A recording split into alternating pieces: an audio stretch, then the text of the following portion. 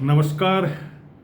Global United panchayat का ये YouTube channel और हनुमान राम चौधरी का फेसबुक पेज से छाया मंत्रिमंडल का ये प्रोग्राम जो संसद की कार्रवाई पर नज़र रखता है, छाया के रूप में उसके साथ चलता है।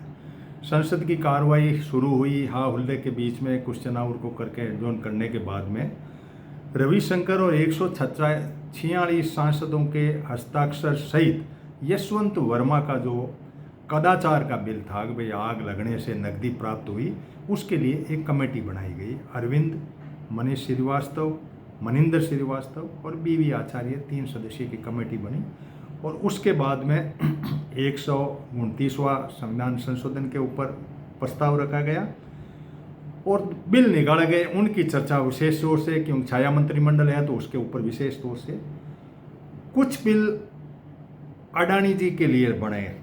इंडियन पोर्ट बिल और कल जो निकला था वो मर्चेंट शिपिंग बिल।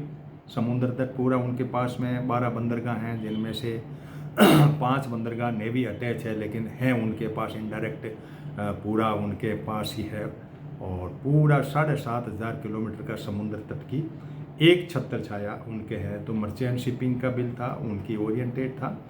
और आज जो बिल निकला है वो इंडियन पोर्ट बिल 25 है, वो भी इनके लिए निकाला गया। फिर अडानी के लिए एक बिल और निकाला, माइंस एंड मिनरल के लिए, जो क्रिटिकल मिनरल है उनके लिए लगाया गया। भारत सरकार की तो है ही, हमारी भी है उसमें, लेकिन चूंकि इनके पास है तो इनके अनुसार कुछ चीज़ें जोड़ दी गई और उसको पूरा जब बिल पढ़ेंगे आप भी तो आपको लगेगा कि हाँ ये प्रो कॉरपोरेट है, इनके लिए है, कॉरपोरेट के लिए है। उसके बाद में खेल के लिए किया। अमित शाह जी का बेटा जो कि खेल का, क्रिकेट का बॉस बन रहा है, तो नेशनल स्पोर्ट्स गवर्नेंस बिल दिया, तो पूरी चाबी सरकार ने ले ली। अब अमित शाह जी के पास चाबी होगी खेल की और बेटा उसके अंदर क्रिकेट का होगा।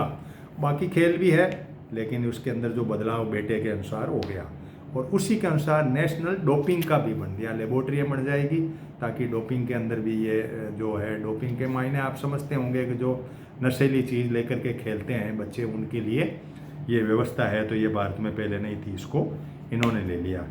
तो अडानी जी के और अमित शाह जी के लिए बिलों की मैंने जड़ी लगा दी आपके सामने। हा हू होता रहा, हल्ला होता रहा, ये कूकते रहे, कोई मतलब नहीं था। इनको अपना काम करना है, ये कहते हैं कि डिस्टर्ब करना है, वो करना। फिर बात छिड़ी थी राज्यसभा में। ये लड़ाई जो है कई दिनों से चल रही है। 267 एक रूल है। 267 ये कहता है कि साहब बाकी सब काम रोको और एक बार इस पे चर्चा कर लो। ये कह रहे नहीं, हम पर्सन आवर भी नहीं रोकेंगे, 0 आवर भी नहीं रोकेंगे, बिल भी नहीं रोकेंगे। तो चर्चा कब करोगे? कि देखेंगे। फिर जिस चर्चा को 267 में SIR में चाहते हैं उसमें तो मना भी कर दिया। पहले वो सिंदूर वाले में तो चूंकि देश पूरा बेचारा था, पहले इन्होंने स्पेशल संसद नहीं लगाई, फिर वो इनको संसद लगाई तो करना मजबूरी थी। फिर भी 6 दिन तक इनको हल्ला कराने के बाद में किया, तब तक इन्होंने सारा अपना तामझाम खड़ा किया। अब ये सारी कुछ चीज़ें ऐसी है कि भाई 267 में आपको क्या प्रॉब्लम आती है? 267 नियम यह है कि उसके अंदर जवाब देना पड़ता है। बाकी तो चर्चा होती है, आप बोल दिए चुप, वो कहीं डॉक्यूमेंट की तरह पड़ा रहता। सरकार को जवाब देना पड़ता है। उसके अंदर प्रधानमंत्री भी है, प्रधानमंत्री के लेवल के सवाल है तो, और मंत्री है तो मंत्री को भी जवाब देना पड़ता है। सरकार की सामूहिक जिम्मेदारी होती है, उसके अनुसार इनको जवाब देना पड़ता है। तो ये कह रहे हैं कि 26, ये पूरी लड़ाई 267 पर है। अब जनता इसको पूरी समझती नहीं कि नियम क्या है। 266 की परिभाषा त्रिची शिवा ने कहा कि साहब करके। फिर बंगाल वाला जो डेरिक ओब्रायन में, उसने 29 रूल के तहत कहा कि भाई इस तरीके से आप जो सप्लीमेंट्री ला रहे हो, बिजनेस एडवाइजरी कमेटी है, तो बिजनेस एडवाइजरी कमेटी बिजनेस में क्या करते हैं कि ये देख लेते हैं अब पोल है, ये इधर उधर आऊ कर रहे हैं, बाहर कर रहे हैं, तो एक बिल डाल देंगे सप्लीमेंट्री करने का कोई कारण नहीं बनता है। लेकिन सरकार है, अपनी मर्जी से जो भी चाहे अपना कर लेती है। इनके जो चेले चांटे कॉरपोरेट के लोग और उनके लिए जो कोई भी जरूरत थी वो सारे बिल पास हो गए हैं। संसद यथावत चल रही है, विपक्ष को बदनाम करने के लगे हुए हैं। SIR पे कोई इनकी मंशा नहीं है। 18 तारीख तक संसद बंद है 5 दिन के लिए, फिर 18, 19, 20 4 दिन चलेगी। 4 दिन के अंदर इनके कुल 8 बिल निकालने हैं, तो 2-3 करीब 6 बिल तो निकल गए। एक 2 बिल है, क्यों गोवा वाला निकल गया और निकल गया, सारा बिल काम हो गया।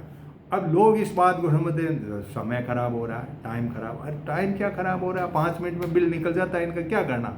जो 3 घंटे की बहस में निकले वो 5 मिनट में हो जाए तो काम हो गया, समय काहे का खराब हुआ। इनके गले खराब हो रहे हैं, समय खराब नहीं हो रहा है, विपक्ष के गले खराब हो रहे हैं। विपक्ष अपने तरीके से कर रहा है। आम लोगों को संसद की कार्य प्रणाली के बारे में पता नहीं है। बिजनेस एडवाइजरी कमेटी बनी हुई है, उस कमेटी को सप्लीमेंट्री क्यों डाल रहे हैं बार बार। सप्लीमेंट्री तो कभी कभार कोई ऐसी क्या इमरजेंसी आ गई, 267 की चर्चा करने में अंदर पूरे दिन आप संसद को ठप रख देते हैं। 2 घंटे 3 घंटे के लिए एडजॉर्न कर लेते हैं, तो 3 घंटे में तो हो जाए चर्चा। कह दो चलो भाई ठीक है, ये कह दे, अच्छा गारंटी दे देने 267 के आप पैरामीटर वो नहीं पूरे हो रहे हैं। अरे पूरे क्या होते हैं, 267 के अंदर मान लो 29 लोगों ने 40 लोगों ने कहा कि ये काम करो, सारी पार्टियों ने SIR पे कहा, तो विपक्ष की आप बात ही नहीं सुन रहे हो। तो ये कुछ बातें ऐसी है कि इनके ऊपर ध्यान देना चाहिए। आप इसको ज़्यादा शेयर करिए और समझिए, आपके बच्चों का भाग्य लिखा जा रहा है संसद में, और आप सोए हुए रहेंगे तो ये संसद ऐसे ही चलेगी। इसलिए आप लोगों को इन बातों के ऊपर पूरा ध्यान देने की ज़रूरत है कि आखिर देश की दशा और दिशा किस साइड में है।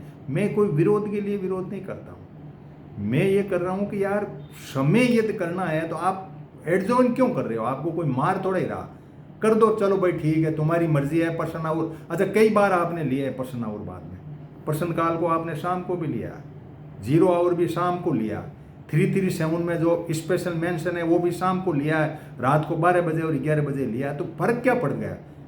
मान लो इन्होंने कोई बात मांग कर ली कि भाई SIR पे कर लो तो कर दो, लेकिन नहीं है, करना नहीं है, इनको जिद करनी है। धन्यवाद आप सभी को जुड़ने का, थैंक यू।